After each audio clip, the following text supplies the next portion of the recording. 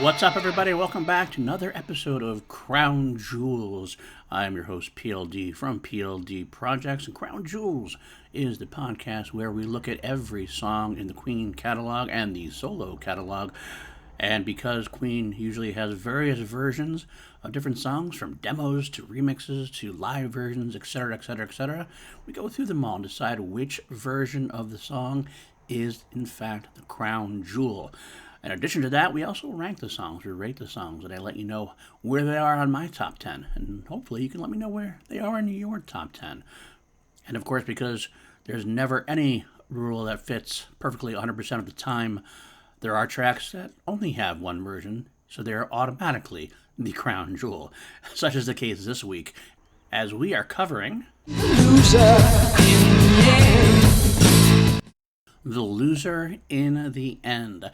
Last week we did Brian May's lead vocal on Queen 2. This week we're doing Roger Taylor's lead vocal on Queen 2. The song was written by Roger Taylor. Features Roger Taylor on lead vocals, backing vocals, marimba, drums.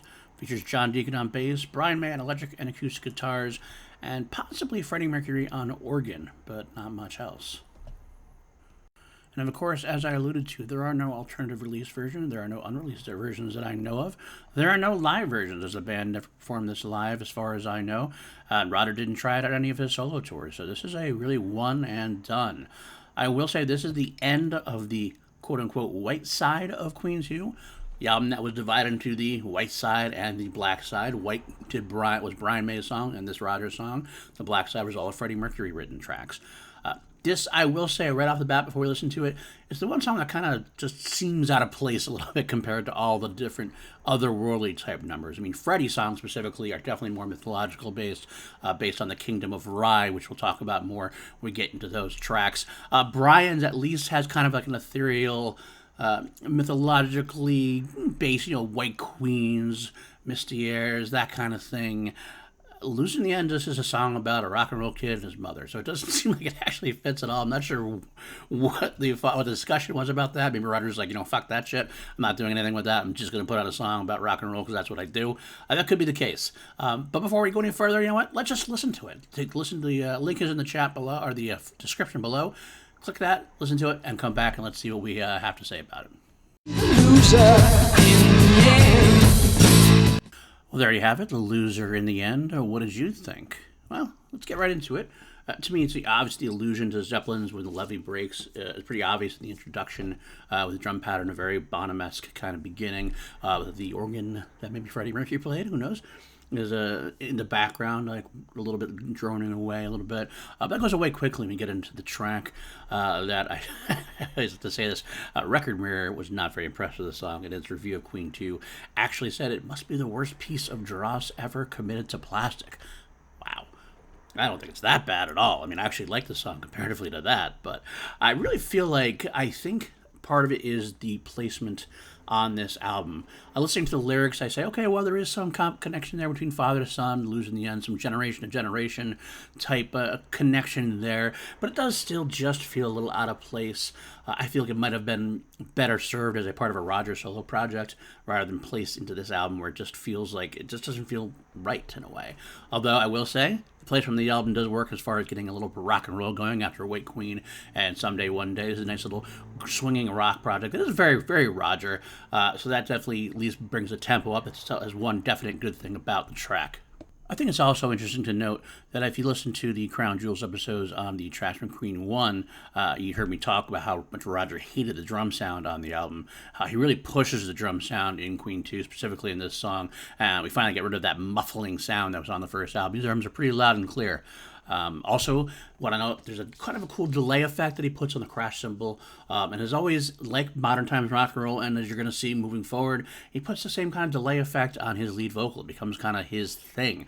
Now, I never really heard any interviews from him why he does that. I don't know if it's because he's not sure of his own voice or just thinks it's cool.